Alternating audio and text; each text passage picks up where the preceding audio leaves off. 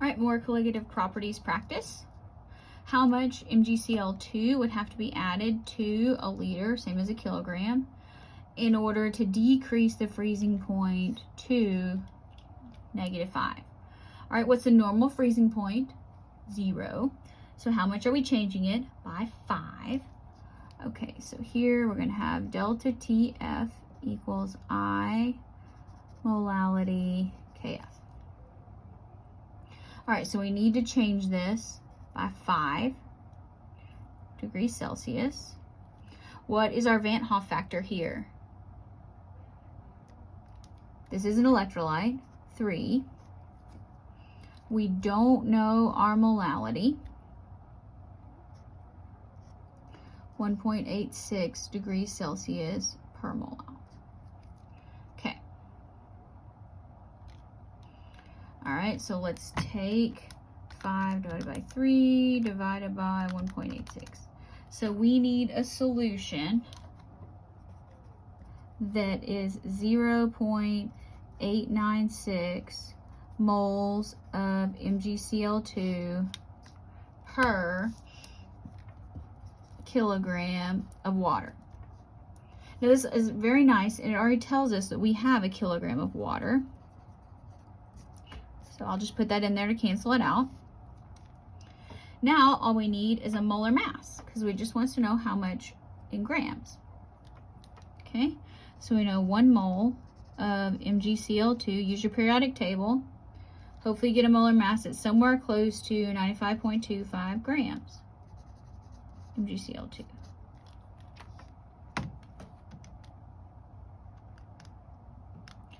Times 95.25. 85.3.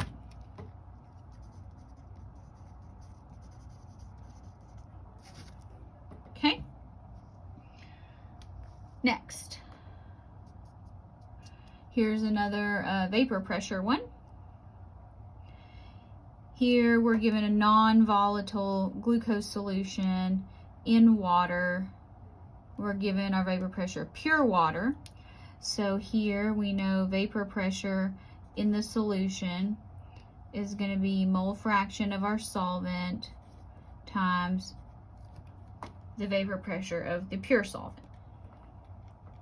So we got to do mole fraction here. All right, so let's get mole fraction. All right, so let's start with our solute. 165 grams of glucose, C6H12O6.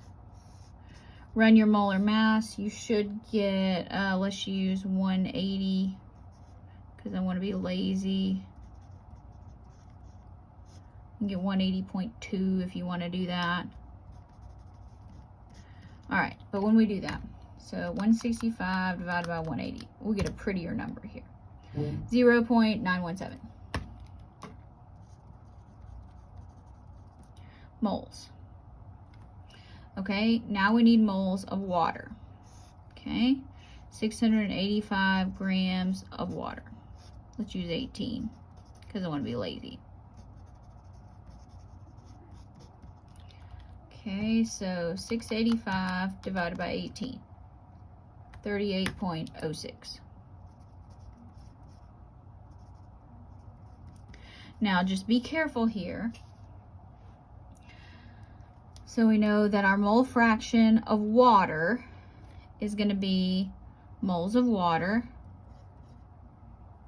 over total moles. You can drop the units on this because they're going to cancel out, over total moles of solution. So 38.06 divided by 38.06 plus 0.917. Okay, 0.976. Okay, there's no units on that. So our pressure of the solution is going to be our mole fraction of the solvent times the vapor pressure of the pure solvent at whatever given temperature.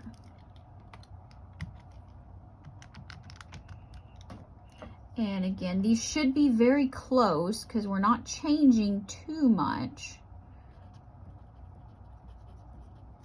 You know, look, that's still a really high mole fraction.